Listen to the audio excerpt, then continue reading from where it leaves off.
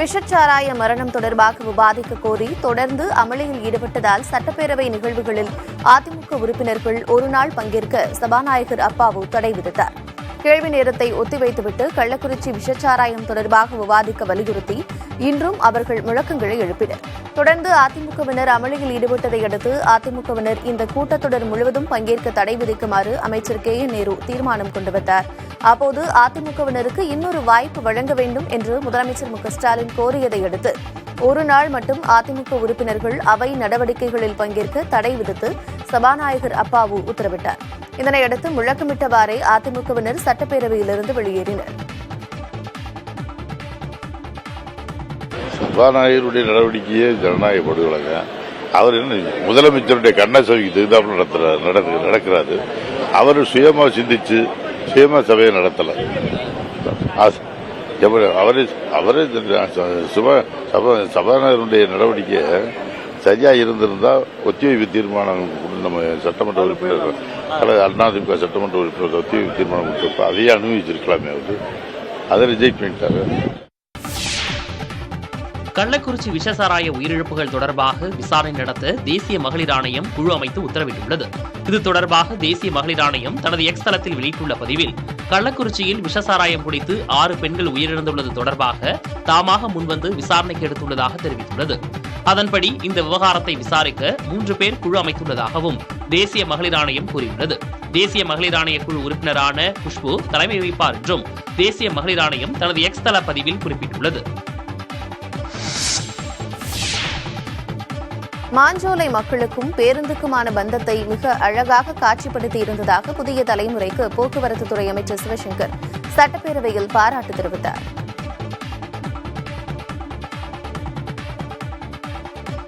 திராவிட model முதல்வர் அவர்கள் இந்த துறை மிக சிறப்பாக இயங்குவதற்கு பல்வேறு திட்டங்களை வகுத்து கொடுத்திருக்கின்றார்.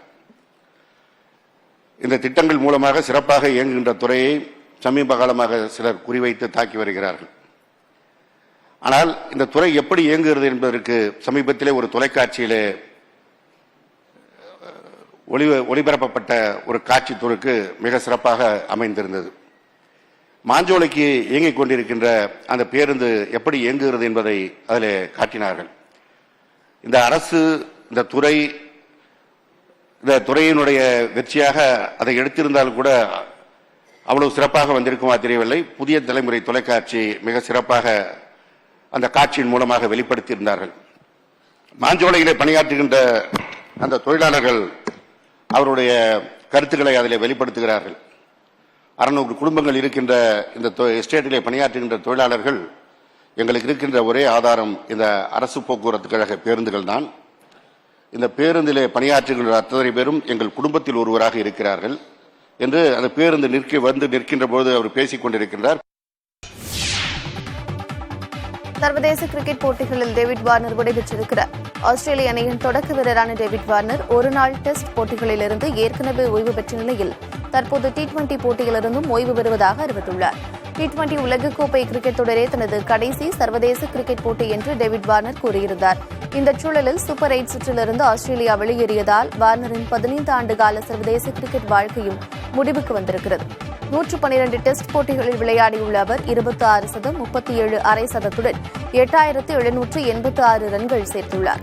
161 ஒருநாள் போட்டிகளில் விளையாடி 22 சதம் 33 அரை சதத்துடன் 6932 ரன்களும், 110 T20 போட்டிகளில் விளையாடி 1 சதம் 28 அரை சதம் என்று 3277 ரன்களும் சேர்த்துள்ளார். 3 விதமான போட்டிகளிலும் சிறப்பாக விளையாடி ஆஸ்திரேலிய அணிக்கு 3 உலக கோப்பைகளையும் வெல்ல முக்கிய காரணமாக டேவிட் வார்னர் இருந்திருக்கிறார். கர்நாடகாவில் பால் விலை உயர்வு புதன்கிழமை முதல் அமலுக்கு வருகிறது. கர்நாடக மாநிலத்தில் நந்தினி பால் விலை உயர்த்தப்பட்டுள்ளது. அதன்படி 1 லிட்டர் பால் 42 ரூபாயிலிருந்து 44 ரூபாயாகவும், அரை லிட்டர் பால் விலை 22 ரூபாயிலிருந்து 24 ரூபாயாகவும் உயர்ந்துள்ளது. இந்த விலை உயர்வை ஈடு செய்யும் பொருட்டு 1 லிட்டர் பால் பாக்கெட்டுகளில் கூடுதலாக 50 மில்லி பால் சேர்க்கப்படும் என்று தெரிவிக்கப்பட்டுள்ளது. பால் விலை உயர்வு புதன்கிழமை முதல் அமலுக்கு வருகிறது. கர்நாடகாவில் பெட்ரோல் டீசல் விலை கடந்த வாரம் லிட்டருக்கு 3 ரூபாய் உயர்த்தப்பட்டது. இதற்கு பொதுமக்கள் மத்தியில் எதிர்ப்புகள் கிளம்பின. பெட்ரோல் டீசல் விலை உயர்வை தொடர்ந்து தற்போது பால் விலையையும் மாநில அரசு உயர்த்தியுள்ளது.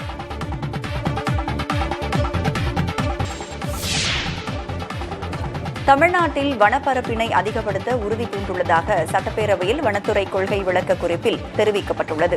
தேசிய வனக்கொள்கை 1988, மாநில வனக்கொள்கை 2018 மற்றும் நிலையான வளர்ச்சி குறிக்கோள்கள் ஆகியவற்றில் குறிப்பிடப்பட்டுள்ள இலக்குகளை அடைவதற்கான நடவடிக்கைகளை தொடர்ச்சியாக வனத்துறை மேற்கொண்டு வருவதாகவும் கூறப்பட்டுள்ளது. முக்கியமாக வனங்களின் பாதுகாப்பு, தரம் குன்றிய வனங்களை மீட்டெடுத்தல் மற்றும் காடு வளர்ப்பு ஆகிய நடவடிக்கைகள் மூலம் வனப்பரப்பினை அதிகப்படுத்த உறுதி பூண்டுள்ளதாக கொள்கை விளக்க குறிப்பில் தெரிவிக்கப்பட்டுள்ளது.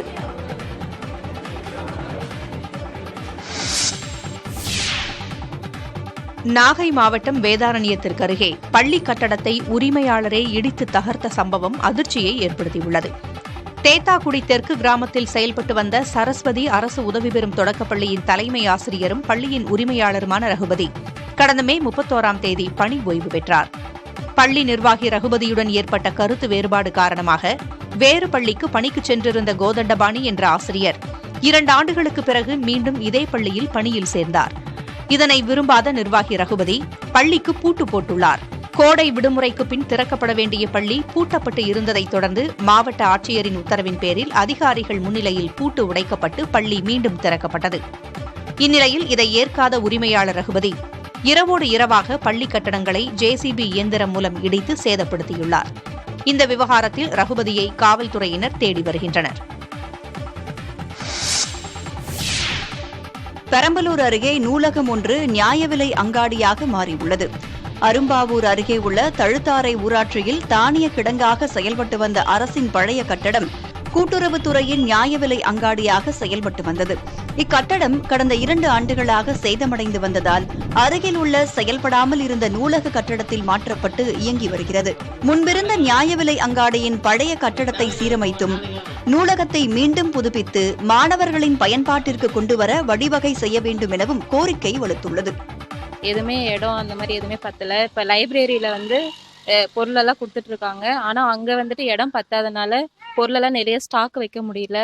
லைப்ரரியில தான் செயல்படுத்திட்டு இருக்காங்க. இங்க முன்னாடி பழைய ரேஷன் கடை இருக்கு இல்லைங்களா, அதுவே சரி பண்ணி கொடுத்தா கூட போதும். கர்நாடகாவில் நடிகர் தர்ஷனின் மேலாளர் தற்கொலை செய்து கொண்ட வழக்கை மீண்டும் விசாரிக்க காவல்துறை முடிவு செய்துள்ளது.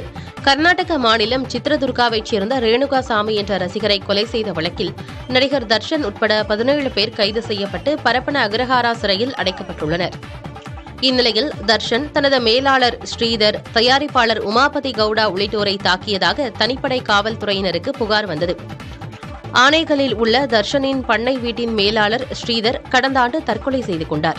தனது மரணத்திற்கு யாரும் காரணமில்லை என அவர் கடிதம் எழுதி வைத்ததால் அதனை தற்கொலை வழக்காக காவல்துறை பதிவு செய்தது. இந்நிலையில் நடிகர் தர்ஷன் மற்றும் அவரது கூட்டாளிகளின் துன்புறுத்தல் காரணமாகவே அவர் தற்கொலை செய்து கொண்டதாக புகார் எழுந்துள்ளது. இதையடுத்து ரேணுகாசுவாமி வழக்கை விசாரிக்கும் தனிப்படை காவல்துறையினர் இவ்வழக்கையும் விசாரிக்க அனுமதிக்க வேண்டும் என மாநில உள்துறைக்கு கடிதம் அனுப்பியுள்ளனர். உள்துறை அமைச்சர் பரமேஸ்வரா அனுமதி அளித்ததை தொடர்ந்து அந்த வழக்கை காவல்துறையினர் மீண்டும் விசாரிக்க தொடங்கியுள்ளனர். ரஷ்யாவுடன் ஒப்பந்தம் செய்து கொண்டுள்ள வடகொரியாவுக்கு தென்கொரிய அதிபர் கடும் கண்டனம் தெரிவித்துள்ளார். கொரிய போரின் 74வது ஆண்டு நினைவு தினத்தை முன்னிட்டு தலைநகர் சியோலில் நடைபெற்ற நிகழ்ச்சியில் உரையாற்றிய அதிபர் யூன் சுக் இயோ தன் கண்டனங்களை பதிவு செய்தார். அண்மை காலமாக வடகொரியா தென்கொரியா இடையில் நிலவி வரும் மோதல் போக்கு தொடர்ந்து அதிகரித்து வருகிறது. வடகொரியாவிற்கு எதிராக தென்கொரிய ஆதரவாளர்கள் குரல் கொடுத்து வரும் நிலையில் வடகொரியா தரப்பிலிருந்து எல்லையில் குப்பைகளுடன் நூற்றுக்கணக்கான பலூன்களை பறக்கவிட்டு வருவது பதற்றத்தை ஏற்படுத்தி வருகிறது. இதற்கிடையே வடகொரியாவுக்கு வந்த ரஷ்ய அதிபர் புதின் அந்நாட்டு அதிபர் கிம் ஜாங் உன்னுடன் பாதுகாப்புத் துறையில் முக்கிய ஒப்பந்தங்களில் கையெழுத்திட்டார். போரின் போது ராணுவ தளவாடங்களை அளித்து உதவ ஒப்பந்தம் செய்யப்பட்டிருந்த நிலையில் தற்போது அதற்கு தென்கொரியா தரப்பில் எதிர்ப்பு தெரிவிக்கப்பட்டுள்ளது.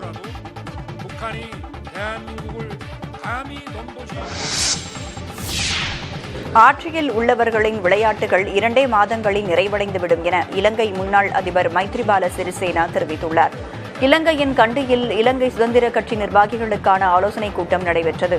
இலங்கை முன்னாள் அதிபர் மைத்ரிபால சிறிசேனா அதிபர் தேர்தலுக்கான கட்சியின் வேட்பாளராக அறிவிக்கப்படக்கூடிய விஜயதாச ராஜபக்ச ஆகியோர் கலந்து கொண்ட இந்த கூட்டத்தில் பல்வேறு விவகாரங்கள் குறித்து ஆலோசிக்கப்பட்டன. பின்னர் செய்தியாளர்களை சந்தித்த மைத்ரிபால சிறிசேனா சில அரசியல்வாதிகளின் விளையாட்டுகள் 2 மாதங்களில் நிறைவடைந்துவிடும் என கூறினார். ஆட்சியில் உள்ளவர்களின் அதிகாரம் விரைவில் பறிபோகும் என தெரிவித்த அவர், அதிபர் தேர்தலில் விஜயதாச ராஜபக்சே வெற்றி வாகை சூட வழிவகுக்க வேண்டும் என கட்சி நிர்வாகிகளை கேட்டுக் கொண்டார். சனாதனம் குறித்து பேசிய வழக்கில் அமைச்சர் உதயநிதி ஸ்டாலினுக்கு பெங்களூரு நீதிமன்றம் நிபந்தனை ஜாமீன் வழங்கியுள்ளது. கடந்த ஆண்டு சென்னையில் நடைபெற்ற நிகழ்ச்சியில் பங்கேற்ற உதயநிதி ஸ்டாலின் கொரோனா, டெங்குவை போன்று சனாதன தர்மத்தையும் ஒழிக்க வேண்டும் என பேசியிருந்தார். இதற்கு நாடு முழுவதும் பல்வேறு அரசியல் கட்சிகள், இந்து அமைப்புகள் கண்டனம் தெரிவித்திருந்த நிலையில் உதயநிதி மீது நீதிமன்றத்தில் வழக்குகளும் தொடரப்பட்டன. பெங்களூருவைச் சேர்ந்த பரமேஷ் என்பவர் MP, MLA-க்கள் மீதான வழக்குகளை விசாரிக்கும் சிறப்பு நீதிமன்றத்தில் வழக்கு தொடர்ந்திருந்தார். இந்த வழக்கு விசாரணைக்காக உதயநிதி ஸ்டாலின் இன்று நேரில் ஆஜரானார். அப்போது உதயநிதிக்கு நிபந்தனை ஜாமீன் வழங்கி உத்தரவிட்ட நீதிபதிகள் வழக்கு விசாரணையை ஆகஸ்ட் 8ஆம் தேதிக்கு ஒத்திவைத்தனர். சென்னை வள்ளுவர் கோட்டம் நவீன முறையில் புதுப்பிக்கப்பட்டு வருவதாக சட்டப்பேரவையில் பொதுப்பணித்துறை கொள்கை விளக்க குறிப்பு வாயிலாக தெரிவிக்கப்பட்டுள்ளது. 80 கோடி ரூபாய் மதிப்பீட்டில் மேற்கொள்ளப்பட்டு வரும் மறுசீரமைப்பு பணிகளில் குளிர்சாதன வசதிகளுடன் கூடிய கலையரங்கம், திருக்குறளின் பெருமையை வெளிப்படுத்தும் வகையில் அருங்காட்சியகம், புல்வெளியுடன் கூடிய தோட்டம், நூலகம் உள்ளிட்ட பல்வேறு வசதிகள் இடம்பெற உள்ளதாக கூறப்பட்டுள்ளது. இதேபோல் சென்னை ராஜீவ்காந்தி சாலை டைடல் பார்க் சந்திப்பின் மேம்பால பணிகள் முடிவுறும் நிலையில் உள்ளதாக நெடுஞ்சாலை மற்றும் சிறு துறைமுகங்கள் துறையின் கொள்கை விளக்க குறிப்பில் தெரிவிக்கப்பட்டுள்ளது. போக்குவரத்து நெரிசலை குறைக்க இந்திரா நகரில் யூ வடிவ மேம்பாலம் கடந்த ஆண்டு திறக்கப்பட்டது. தற்போது டைடல் பார்க் சந்திப்பு பால பணிகள் நிறைவடைய இருப்பதாக குறிப்பிடப்பட்டுள்ளது. கர்நாடக அணைகளுக்கு நீர்வரத்து அதிகரிக்க தொடங்கியுள்ளதால் தமிழகத்திற்கு விரைவில் தண்ணீர் திறக்க வாய்ப்புள்ளது. குறித்த காலத்தில் தென்மேற்கு பருவமழை தொடங்கினாலும் காவிரி நீர்பிடிப்பு பகுதிகளில் தென்மேற்கு பருவமழை தீவிரமடையாமல் கேரளாவின் கிழக்கு பகுதியிலும் கர்நாடகாவின் வடக்கு பகுதியிலும் பருவமழை பெய்து வருகிறது. நீர்பிடிப்பு பகுதிகள் அல்லாத பகுதிகளில் மழை பெய்து வருவதால் கர்நாடக அணைகளுக்கு நீர்வரத்து இல்லாத நிலையில் நேற்று கிருஷ்ணராஜசாகர் அணைக்கு வினாடிக்கு 1200 கனஅடியாக இருந்த நீர்வரத்து இன்று வினாடிக்கு 1500 கனஅடியாக அதிகரித்துள்ளது. அதேபோன்று கபினி அணைக்கான நீர்வரத்து நேற்று வினாடிக்கு 2000 கனஅடியாக இருந்த நிலையில் இன்று வினாடிக்கு 5800 கனஅடியாக அதிகரித்துள்ளது. கிருஷ்ணராஜசாகர் அணையிலிருந்து தண்ணீர் திறப்பு வினாடிக்கு 700 கனஅடியிலிருந்து 935 கனஅடியாக உயர்த்தப்பட்டுள்ளது. இதேபோல் கபினி அணையிலிருந்து வினாடிக்கு 1000 கன அடி நீர் காவிரியில் திறக்கப்பட்டு வருகிறது. இதனால் தமிழகத்திற்கு திறக்க வேண்டிய நீரின் அளவை கர்நாடகா விரைவில் திறந்துவிடக்கூடும் என எதிர்பார்க்கப்படுகிறது. நீலகிரி மாவட்டம் முதுமலை வனப்பகுதிக்குள் அரசு பேருந்து பஞ்சராகி நின்றதால் வேறு வழியின்றி வனப்பகுதி சாலையில் 1 கிலோமீட்டர் தூரம் நடந்து செல்ல வேண்டிய நிலை பயணிகளுக்கு ஏற்பட்டது. கூடலூருக்கு அருகே உள்ள ஆனைக்கட்டி பகுதியிலிருந்து உதகைக்கு அரசு பேருந்து இயக்கப்படுகிறது. இந்நிலையில் இந்த பேருந்து முதுமலை வனப்பகுதி வழியாக பயணிகளை ஏற்றிக் கொண்டு சென்றுள்ளது.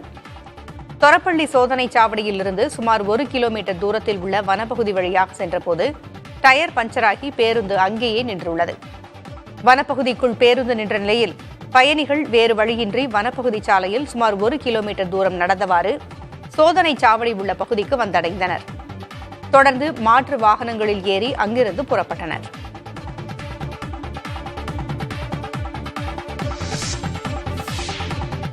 இந்து கோயில்களில் நிறுவப்பட்டுள்ள சாய்பாபா சிலைகளை அகற்றக் கோரிய மனுவுக்கு பதிலளிக்கும்படி இந்து சமய அறநிலையத்துறைக்கு சென்னை உயர்நீதிமன்றம் உத்தரவிட்டுள்ளது.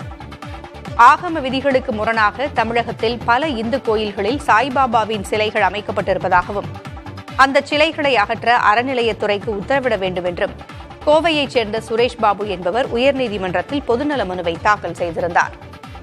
இந்து சமய அறநிலையத்துறை கட்டுப்பாட்டின் கீழ் உள்ள கோயில்களில் எதிர்காலத்தில் சாய்பாபா சிலைகள் அமைக்கப்படாது என்பதை உறுதி செய்ய வேண்டும் என்றும் மனுவில் கோரிக்கை விடுத்திருந்தார்.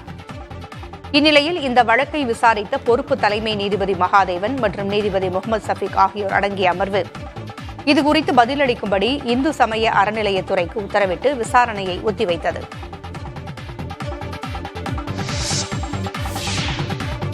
கேரளாவில் பிளாஸ்டிக் தொழிற்சாலையில் பயங்கர தீ விபத்து ஏற்பட்டது. திருவனந்தபுரம் கொச்சுவேலி பகுதி தொழிற்பேட்டையில் பழைய பிளாஸ்டிக் பொருட்களை மறுசீரமைப்பு செய்யும் தொழிற்சாலை செயல்பட்டு வருகிறது. இந்த தொழிற்சாலையில் காலையில் திடீரென்று தீ விபத்து ஏற்பட்டுள்ளது. இதில் அங்கு குவித்து வைக்கப்பட்டிருந்த பிளாஸ்டிக் பொருட்களில் தீ மளமளவென பரவியது. பின் தகவல் அறிந்து நிகழ்விடத்திற்கு 12 வாகனங்களில் தீயணைப்பு படையினர் விரைந்தனர். திருவனந்தபுரம் மாநகராட்சிக்கு உட்பட்ட பகுதிகளிலிருந்து வந்திருந்த தீயணைப்பு படை வீரர்கள் பல மணி நேரம் போராடி தீயை கட்டுக்குள் கொண்டு வந்தனர். இதனால் அந்த பகுதியில் கரும் புகை சூழ்ந்தது. இந்த விபத்தில் யாருக்கும் எந்தவித பாதிப்பும் ஏற்படவில்லை என்று அதிகாரிகள் தெரிவித்துள்ளனர். இதற்கிடையே இதுகுறித்து காவல்துறையினர் நடத்திய விசாரணையில் இந்த தொழிற்சாலை எந்தவிதமான அனுமதியும் பெறாமல் செயல்பட்டு வந்தது தெரியவந்துள்ளது. தூத்துக்குடி வஉசி கல்லூரியில் அதிக கட்டணம் வசூலிப்பதாக கூறி இந்திய மாணவர்கள் சங்கத்தினர் வகுப்புகளை புறக்கணித்து போராட்டத்தில் ஈடுபட்டு வருகின்றனர். அரசு உதவி பெறும் கல்லூரியான வஉசி கல்லூரியில் தமிழக அரசின் உயர்கல்வித்துறை நிர்ணயித்த கட்டணத்தை விட அதிக கட்டணம் வசூல் செய்வதாக புகார் எழுந்தது. மேலும் பராமரிப்பு கட்டணம் என்ற பெயரில் மாணவர்களிடம் சுமார் 2000 ரூபாய் முதல் 5000 ரூபாய் வரை பெற்று வருவதாக கூறப்பட்டது. இந்நிலையில் இதை கண்டித்து இந்திய மாணவர் சங்கம் சார்பில் வஉசி கல்லூரி முன்பு போராட்டம் நடைபெற்று வருகிறது. கல்லூரி நிர்வாகத்தை கண்டித்தும் நடவடிக்கை எடுக்காத தமிழக உயர்கல்வித்துறையை கண்டித்தும் 2வது நாளாக வகுப்பு புறக்கணிப்பு போராட்டத்தில் ஈடுபட்டு வருகின்றனர். இதைத் தொடர்ந்து மாணவ பிரதிநிதிகளுடன் காவல்துறையினரும் வருவாய்த்துறையினரும் பேச்சுவார்த்தையில் ஈடுபட்டனர். எனினும் தங்களது கோரிக்கை நிறைவேறும் வரை போராட்டம் தொடரும் என மாணவர்கள் திட்டவட்டமாக தெரிவித்துள்ளனர்.